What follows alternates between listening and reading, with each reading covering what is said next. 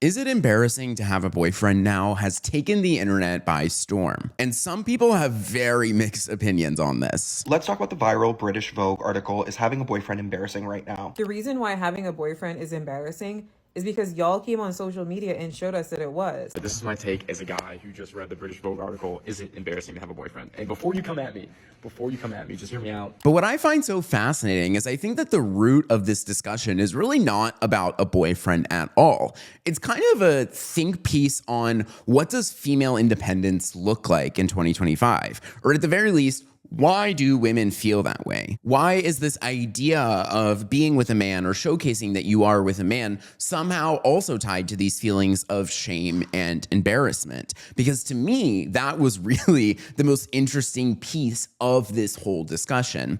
And I think also something that's really proved to me when looking on the internet is how often people love to give their take without reading the source material. I saw so many videos talking about this article where it was so clear that they didn't read the article at all. They were kind of posing these arguments or these hypotheticals that were just so not actually based in the piece itself. And it's one of those examples of the internet where I truly feel like we get in this cultural race to the bottom to have the hottest take, where for every think piece, there has to be a counter think piece and a reaction and then a comment about that reaction. And then suddenly we're not even discussing the actual source material or root of the argument itself. So I wanted to try and make this video to recenter that argument, to actually read the words written in this article and discuss them, because I think there's not really a right or wrong answer to this. It's kind of an opinion piece, truly. Like, do these things make you feel that way? And I think if so, why is a really fascinating thing, because I think it is really rooted in a lot of psychological issues, economic issues, in the way that women and female independence has improved since the 70s, and also just politics, sociology, psychology, all of it. It was really a fascinating moment of the internet. So I already know whenever there's a massive discussion thing on the internet, I'm always wanting to talk about it. So with that being said, welcome back to Nikki at Night. I am your host, Nikki Reardon. It feels good to be back. It feels good to be doing a solo episode. I really appreciate you guys all watching the interviews and the nice comments and feedback from all of them. It is such a career dream of mine to do that and figure out, my own way. Obviously, like we know, I love talking about music and culture, and so many of my biggest inspiration and heroes are people like Zane Lowe, and that have really just like created this space for artists to talk about their work in a way that I think is like actually meaningful and is like real music journalism and discussion of the art. And I don't know, I'm really in this road of trying to figure that out. I don't think I've mastered it yet. I want, I think there's like skills as an interviewer and how to package it in a way that's interesting to people. And also it's like important to me. I don't know. I love talking about to new artists or up and coming artists. Like, I just feel like there's always 100,000 think pieces on Taylor Swift or Ariana Grande or whomever at any given moment in time, that it feels cool to try and like build a show that can really focus on new and exciting artists and new music and all of the, amazing work that they do to put into that. So anyways, I just want to say thank y'all. But don't worry, I have lots of solo episodes coming soon. I'm literally filming multiple this week. So stick where you are. Don't forget to hit the subscribe button, turn on the notifications, follow us on Spotify. Hey, if you want to listen to us on your car ride home from work, at the gym, all of these episodes are available there in a podcast format. So thank y'all, love y'all. And with that, I want to talk and dive into this article, Is It Embarrassing Now by Chante Joseph. And also, interesting note is like, this is a piece of print media going viral. Like, when was the last time a written article went viral? I truly cannot tell you. Like, I think this is a win for the culture, guys. Like, people are reading, kind of. I was literally thinking about, like, I could not tell you the last time I saw a topic so viral on the internet that it, like, truly made me sit down and read. But cool and exciting. And I hope that people, and I want to encourage people to actually read the article itself. I'm going to put it either as in the pinned comment or in the description. It's very short and there's no paywall or anything behind it. It's a really interesting read. But I want to dive into some of the specific quotes, I think, from this article, because so many people have just misquoted it or just, I think, misdiagnosed the discussion point of what this is supposed to be. So Chante starts off by saying, quote, "If someone so much as says my boyf on social media, they're muted. There's nothing I hate more than following someone for fun, only for their content to become my boyfriendified suddenly. This is probably because for so long it felt like we were living in what one of my favorite Substackers calls boyfriend land, a world where women's online identities centered around the lives of their partners, a situation rarely seen reversed. Women were rewarded for their ability to keep a man and with elevated social status and praise. It became even more suffocating when this could be leveraged on social media for engagement and, if you were serious enough, financial gain." Which, one, I think it's very important to discuss that the root of this argument is not as to whether or not the relationship itself is an embarrassing act. What she's really talking about is this idea of like public display of relationship, right? So like posting about your boyfriend all the time and making content with your boyfriend for people who are creators or whatever, and how that has felt cringe to a lot of people or embarrassing, you know? But I do think it's interesting to note that in this sort of dialogue here, you know, she's talking about how she's following someone for fun originally, which really makes me think she's talking about like creators, you know, like people who post on the internet, not necessarily some friend that you know in real life. Later on, she says, "Are people embarrassed by their boyfriends now, or is something more complicated going on? To me, it feels like the result of women wanting to straddle two worlds. One where they can receive the social benefits of having a partner, but also not appear so boyfriend obsessed that they come across as quite culturally loserish." And I do find this sort of behavior really interesting. You know, she, throughout the entire article, she interviews only women currently in relationships and is asking them, you know, like, do you feel weird about posting your boyfriend? If so, why? And they give a whole wide variety of answers. You know, some of them are talking about the evil eye or just how they feel like women or competition could be watching. Some of them talk about how they feel like it's just kind of embarrassing or weird. Some of them talk about how they just don't want to and they value the privacy of their relationship. And I don't know how to feel about this because, you know, to me, like, if the roles were reversed, right? Like, if I were to see a man who's never ever posting his girlfriend, in my head, I'd be like, is he cheating on her? Right? Like, you know what I mean? Something about like when they're so private about it, it does potentially give that signal. So for a woman to not post about their man, you know what I mean? Like, does it give that same signal? I don't know. And I also inversely think that when you see someone obsessively posting about their boyfriend all the time, that is also a sign of cheating. Like, something about the ultimate example to me is Ned Fulmer, the Try Guy, and how he made his entire identity on the internet. Like, I am a husband and I love my wife and look at all these things I'm doing in my life, blah, blah, blah. And then it ends up that he was cheating on her. Like, I just feel like when people are that obsessed with it and doing it all the time, it's like you're overcompensating for something. You know what I mean? And maybe this is a toxic way for me to think. Maybe there are people out there who are happy and in love and I'm just overanalyzing, but something about it to me that, you know, like when you're on either end of the spectrum, it's concerning. And I don't really know why. One of the pieces of evidence that Chante cites in her article is this clip from the Delusional Diaries podcast, where the creators talk about how they feel like it is lame to be in a relationship and how cool they think it is when they meet a girl who is single. But I saw this girl make a video and she was like, isn't it kind of funny? Like, I feel like having a boyfriend now is like lame and like shameful. And she was like, I feel like it used to be really cool, but now it's like you meet a girl and you're like, oh, you'd be cooler if you like didn't have a boyfriend. Yeah. And I was like, I really do feel that way. Like when I meet a girl and she doesn't have a boyfriend, I am like, oh, like, yeah, that's cunt. Like, you're cool. Like, I like that. You know what I'm saying? Like, yeah, you're on your own, like, slay girl. And then, like, yes, independent. You don't need shit. And then I'm like, wait, am I lame for having a boyfriend? And I'm sure all of you will be like, yeah, break up with your boyfriend. And I have two interesting thoughts about like this specific dialogue. Number one is I do find it very interesting that both of the creators here are both married and made so much content about their wedding. You know what I mean? Like, it is, there's weird what about me-ism of the internet where like people love to give a take or critique or opinion on something, but then somehow they are always the exception to that thing. And again, I'm not trying to say this as like hate to either of those creators. I was obsessed with the wedding content. I was watching it. I was scrolling through it. I didn't think it was embarrassing at all as an outsider perspective, you know? But again, I do just think it was very interesting that like this is a take coming from people talking about singleness and the coolness of singleness while not being single.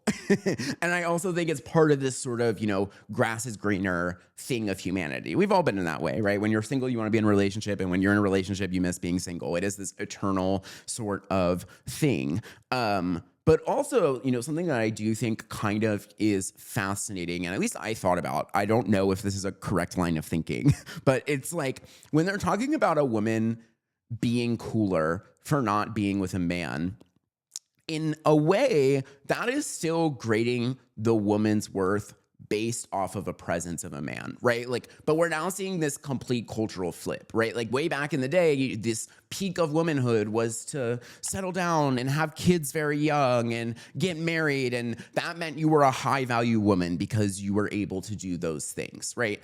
And that value was placed on proximity to a male. It's just how close you were. Whereas now, the way that they're describing it is like a girl is cooler based off of her distance in proximity to a male, which is in a way still valuing a woman based off of the presence or lack thereof of a man. Do you know what I'm saying? Like, I don't think that was their intention with this. Again, like, I think this is a very like innocent, just like talking clip from a podcast, but it's just a random thing that I kind of thought about of how like it's an example of the cultural pendulum swinging completely to the opposite side, not necessarily establishing a new healthy middle ground. It's kind of just the complete inverse of what we used to believe. And it's interesting that, again, it's not saying like, oh, this girl is cool because she has a hobby, because she knows how to sew and makes her own clothes and everything she makes is so cool, or she is a real career hustler, or you know what I mean? Like it's saying that this idea of coolness is graded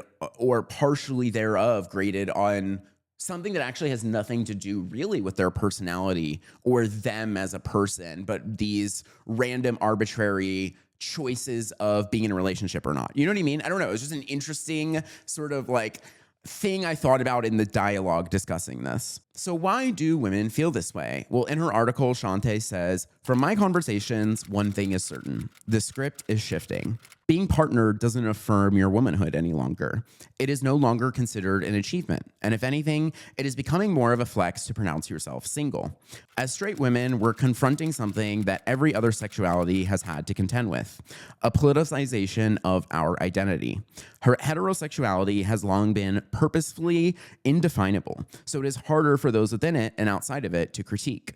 However, as our traditional roles begin to crumble, maybe we're starting to reevaluate our blind allegiance to heterosexuality altogether.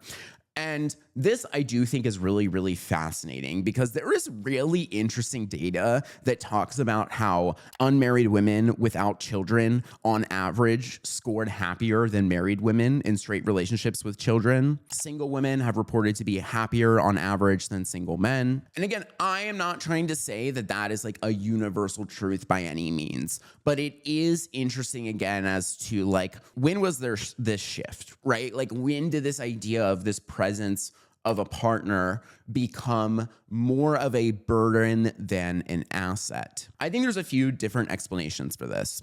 One is something that Chante talks about in the article, in this politicization of our identity as women, where as there is this sliding regression towards misogyny, towards overturning Roe v. Wade and a woman's right to choose, right? Like, this idea of even existing as a woman has become more political than it was in our lives previously, right? Like, now a man, if you're a straight man who has different political beliefs from you, and now that is directly tied towards your rights, right?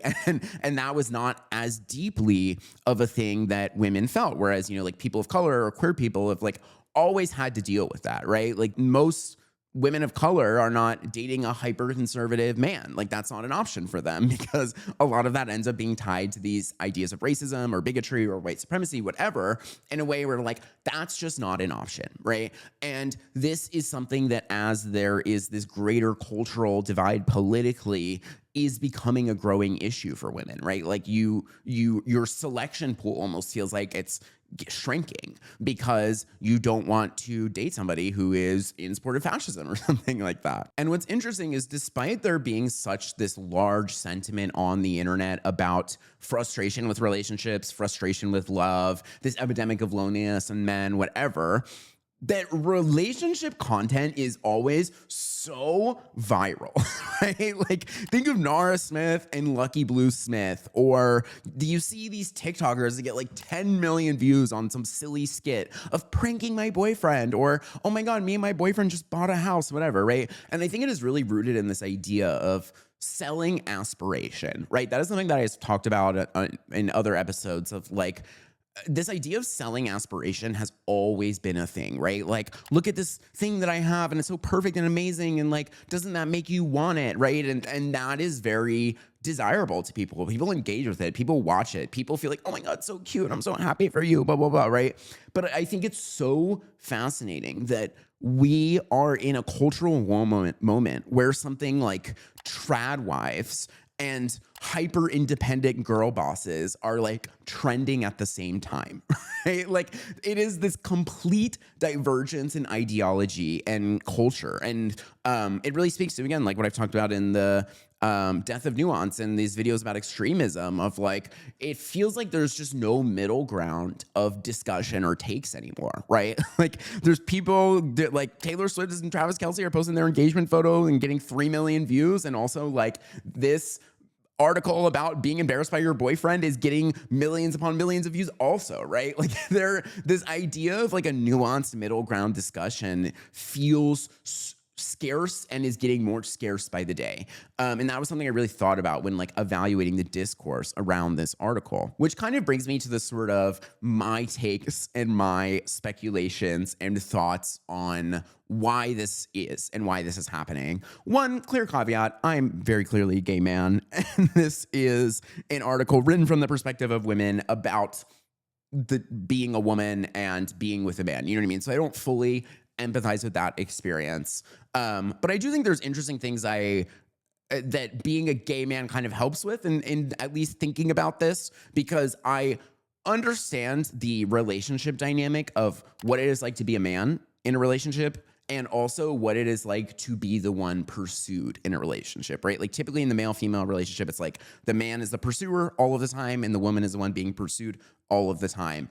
And when you're gay, you're kind of like in the middle of that, right? Like you're doing both or whatever, which is why I think that there's some interesting sort of loopholes or things that I think about in this argument. Because I think the argument itself, again, is really not as much about is having a boyfriend or posting your boyfriend super embarrassing, but it's more so like, why do women not feel this same obsession and necessity for a man in the culture and the elevation of social status that used to be required of, right? Like, I mean, in the 1970s, like before the 70s, women couldn't even get their own lines of credit or a credit card, right? Unless you were married to a man. So like, one, I think it's this blatant sort of like, women have more options than they ever had. And that's a good thing, right? Like the reason the average age to get married was so low was because like they could not build a life for themselves otherwise. So there was this necessity for,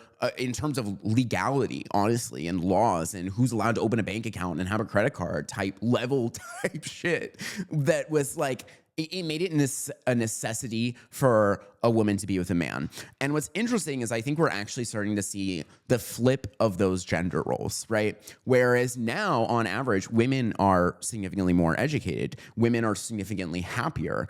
And I think really what it was is like once upon a time, you know, again, when you think of this sort of nuclear family and the 1950s, whatever, like the woman needed a man for stability in terms of economics, jobs, being able to get a credit card, being able to climb the economic social ladder, right? Whereas nowadays, men need women for stability because I think they need emotional support and trust and conversation, because men and this whole epidemic of loneliness that we've talked about, like, don't really talk to each other or engage with each other in the same way. Like, it is very bizarre the way that female friendships are so much deeper than male friendships, right? Like, when you're with your girls, you are laughing, you are crying, they are your support system. You can spontaneously FaceTime them anytime, right? Like, there's so much depth and discussion of life and your goals and dreams that I feel like really happen within female friendships that just so frequently do not happen with male to male friendships. And the way they communicate with each other is so not based in depth. There's actually a lot of psychological evidence that talks about how the way that men bond with each other is more so through activities. And that's why when you see a lot of men that are, their closest friends, they, hop on Fortnite or play video games together. They go to the gym together. Maybe they were in the same fraternity or some sort of social group or job or whatever, right? Like, it is psychologically proven. And there's this analogy that I love where they talk about how, like, women bond facing each other. So, like, looking at each other in discussion and dialogue, whereas men bond next to each other. So, like, doing things together, having shared experiences together. So what that creates is that these sort of male on male friendships don't have that same level of emotional vulnerability and depth, whereas female friendships have that need fulfilled, right? Like, if I'm having a bad day and crying, I know at least 6 girls I can call that would pick up the phone and talk me through it and walk me through it. And I think if an average straight man was having a bad day to the point where he was in tears, 0 times out of 100 is he, like, calling another straight man. I think he's calling his mom. I think he's calling his sister. I think he's calling a girlfriend. I think he's calling one of his female friends. But I would be so shocked if he was talking to another man about that, right? Because there's this weird thing with masculinity where I think, like, it's its own prison, like, everybody is so afraid of not looking masculine in front of another man that they trap themselves in pretending to be this idea of what they think is masculine, which is so not attached to, like, authenticity and vulnerability and reality. It's a performance. So much of masculinity is a performance. And it's so fascinating that, when they don't have that sort of depth in their platonic friendships, now you hear this loneliness epidemic and this anger and frustration amongst men because they are seeking a woman to fill that void within them, right? Because they aren't getting that from their other relationships, whereas women are. So this idea of being single for longer doesn't really bother a woman as much, or at the very least, I think they don't feel it as much on a typical daily basis, which is so fascinating. Whereas men, like, they don't have that other outlet. And also, I'm not trying to make it that, like, it's the responsibility of a woman to take care of this. Like, the solution is that men need to be willing to be more vulnerable with their male friends and ask them about things and talk to each other in a way that is more empathetic and grounded in emotion and exploring those emotions together. And it's not the fault of the women. That's not what I'm trying to say. I'm just, like, sort of saying, like, how I see these sort of, like, differences and divergences. And I think another really, really fascinating thing with why people aren't rushing into relationships is this issue of affordability. Like, for the first time in American history, the median average age for a first-time home buyer is 40. So most people aren't getting a home for their first time until their 40s. So because of that, people are getting married later. They are settling down later to even afford a wedding, right? Like, that used to be something that was possible at 25 years old. It's not possible to buy a home and have a wedding and do all of these things as a 25-year-old, even a 30-year-old anymore. It feels completely out of touch or almost impossible, right? So because of that, there are people pushing back those milestones in their life, right? People aren't buying a house till they're 40. And if they're not buying a house till they're 40, then maybe they're living in the city still throughout their 30s in ways that, wasn't as popular when you could just buy a house in the suburbs or whatever, right? Like, I do think that this issue of affordability has, like, somehow pushed back the timeline of life because it's just so impossible to do now. So then because of that also, again, there's this longer amount of time where people are single or people aren't having that emotional intimacy. And that's sort of where this, I guess, divide is stemming. I also think another fascinating factor that is really contributing to this loneliness is there is a very deep male versus female cultural divide where like men and women don't really consume the same media anymore, right? Like pop has become so female dominated and was always female dominated, but is the most female dominated it's ever been, right? Like all of the biggest artists, Beyonce, Taylor Swift, Ariana Grande, like they are women and making music for the girls. And then when you look at rap or country, it is so male dominated and has gotten more male dominated and is primarily a male audience. And even if you're to ask, you know, a man, like, what is your favorite movie or most exciting movie of this year? I think they're saying something like Marvel or Superman or, you know, in 2023, they were talking about Oppenheimer, or they are watching football or sports all the time. Whereas the most exciting movie of the year to a lot of women is probably something like Wicked, which doesn't have a lot of male appeal, right? Or they are consuming reality TV, which is a very predominantly female space, right? Like everything is becoming more skewed and more different in media based off of gender consumption, right? Or even if you were to ask a man or a woman, like, what's your favorite podcast?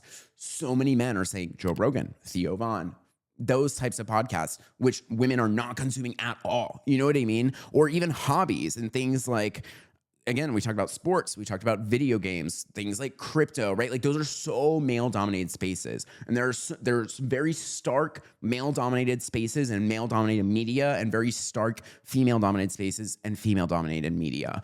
And what's interesting is like, this I think was, you know, one of the upsides of when we had sort of like a monoculture, when all of us watched TV and what was on cable was what we watched. Or that's why we all remember Disney Channel or Spy Kids, or, you know, an interesting thing, like something like Hannah Montana that was so clearly geared towards appealing to women. You know, I think if you were to ask any Gen Z man, do you know Hannah Montana? Did you watch Hannah Montana episodes as a kid? Over 80% of them are saying yes. Like they've seen it at some point and consumed it, right? Like that was the benefit of a monoculture. And as now, when we have more options and algorithms that are now feeding us things based off of perceived interest, that we are diverging even further apart, right? Like we're all of the spaces are becoming either more male or female dominated. And again, also, I'm not trying to say those things. Like, are there women who play video games? Absolutely. Are there women who love sports? Absolutely. Are there men who are dying to go see Broadway or Wicked or love Selling Sunset? Absolutely. Right? Like there's exceptions to everything. But I do think if you're talking about like large scale macro data, there is this steep divergence in who is consuming what based on gender, which is a really fascinating thing. And I think that makes it harder to meet people, harder to connect with people, harder to spontaneously run into people in real life even, right? Like there's not as much of these guaranteed discussion points, guaranteed common interest, common passion, familiarity to have a conversation over, or running into people in these sorts of spaces, right? Like as all of those aspects of culture become more skewed, we are then interacting with those other people less often, which I think also, you know, is maybe where some of this embarrassment stems from. You know what I mean? Like if you're doing something for your boyfriend, or you're going to see a movie for your boyfriend and it's like Marvel or Superman and you're not super interested in it, maybe you're not posting about it because you don't really care. So it's kind of embarrassing to you. And he feels the same way when you guys are watching the new season of Love Island. Like he doesn't care as much and it's embarrassing to him, right? Like this idea of what we like and dislike is directly tied to this concept of what is embarrassing and not embarrassing. And I think it's an interesting thing when you think about these sorts of things as to what is embarrassing about it. Because to me, like when I think of it, or at least when I think of my friends, like I don't think posting your boyfriend is really embarrassing at all. Like I think you can do it in an embarrassing way. I think your man can be an embarrassment. And I met a lot of those, but like, I don't think in a vacuum, it's a particularly embarrassing action in any way. And in fact, I think that there are even times where it would be weird not to, right? Like if you went on a vacation together and you like didn't posted all these pictures on the beach in a bikini by yourself, like, you know what I mean? Like, would that be weird? I don't know. Again, and I'm like, it's just this interesting thing that I don't think there's a right or wrong answer. And I also think what's interesting about this idea of being embarrassed by posting a partner is that like, it's so rooted in this idea of using social media as this, I'm interested in the perception of other people, as opposed to using social media to document your own life, right? Like, I think something I have really started to try to romanticize in my own life is that, like, I love to look back on old shit that like old pictures that I posted. And when I took a trip with my friends last summer, and to stalk myself, you know what I mean? I'm like, oh my God, this was so fun. Like, we don't have these sort of physical photo albums and stuff as much anymore.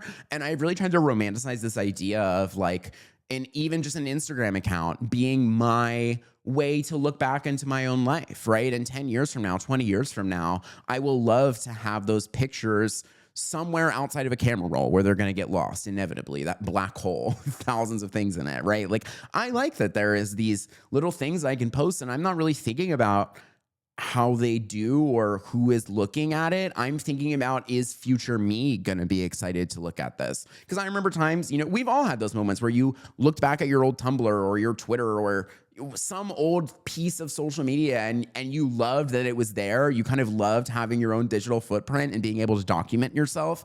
And to me, like, that's what posting your relationship should be. You know, we did things together. This person is a big part of my life, and I want that documented, whether we're together or not 10 years from now. Like, it's a chapter, and a real chapter that you lived through, and to hide it, I think, is doing a disservice to yourself, your future self, because you'll never be able to have that again or look back on it. You know what I mean? You can always archive a thing, or like, there's always ways to undo it, but you're not gonna be able to repost that thing from a vacation that you took last year or whatever. Like, this idea of the internet doesn't have to only be for the approval of another person. It can be this scrapbook of your own life if you choose to view it that way. And that is something I really, really tried to do myself, you know, and I think the more I do it, the more I love it, because I remember those things. Like, I loved, you know, I take a trip for my birthday every year with my friends, or I like try to go like get a little Airbnb or something like in California somewhere.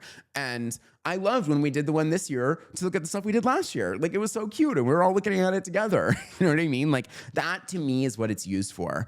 And this idea of like, is posting your significant other embarrassing, is rooted in this idea of like posting and thinking and fixating about this approval or lack thereof from strangers on the internet, which, like, who fucking cares? Now I want to get into some of my sort of critiques of this article, or really where I think as a man myself, I found it confusing, because the top comment on this post with 165,000 likes on just the comment was, I would never post a man unless he is posting me.